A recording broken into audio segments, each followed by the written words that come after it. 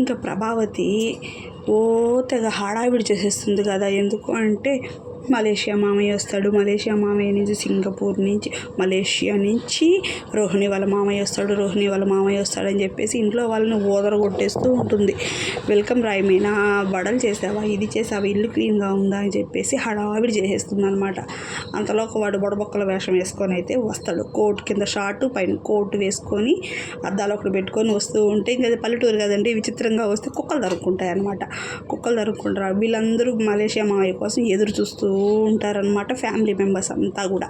కానీ ఇతను రావడమే వెళ్ళేసేసి కుక్కలు తరుముకుంటా రావడంతో బాలు తన్నుకొని వెళ్ళేసి కుడితి తొట్లో పడిపోతాడు. అంటే ఆవుల కోసం కడుగు నీళ్ళు పోసి పెడతారు కదా, దాంతో పడిపోతాడు అనమాట. పడిపోతే ఇతనేనా మీ మలేషియా మామయ్య అని చెప్పేసి ప్రభావతి అంటుంది రోహిణితో. అవును అత్తయ్య అంటే వెళ్ళండి లేపండి అని అంటే ఇంకా రోహిణి మధు మనోజ్ అయితే వెళ్ళేసేసి ఆ మటన్ కుట్టు మాణిక్యాన్ని అయితే పైకి లేపుతారు. లేపేసేస్తే అతను మొత్తం కడుగు నీళ్ళంతా నేను పోసేసుకొని ఉంటాడు.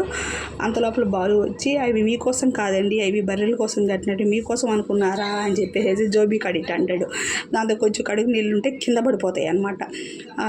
తర్వాత ఇతను కడుగు నీళ్ళలో ఇంకొంచెం కాయగూర ముక్కలు ఆకుకూర ముక్కలు వేసి ఉంటే మేకలు బాగా తాగేటనేటప్పటికి అందరూ ఆశ్చర్యంగా మేకల కడుగు నీళ్ళ అని చెప్పేసి వింతగా చూస్తారు అనమాట. ఎందుకంటే ఇతను మటన్ కొట్టేవాడు కాబట్టి అతని ఆలోచన అంతా కూడా మేకలు, ఆకులు, కాయగూరల మీదనే ఉంటుంది అనమాట. ఆ విధంగా ఈ ఎపిసోడ్ అయితే అక్కడికి అయిపించేస్తాడు. ఇంకా ఈరోజు ఎపిసోడ్ ఏంటి అని అంటే ఇంకా మలేషియా నుంచి ఎత్తుకొచ్చిన గిఫ్ట్స్ అయితే ఇవ్వడానికి ట్రై చేస్తారు.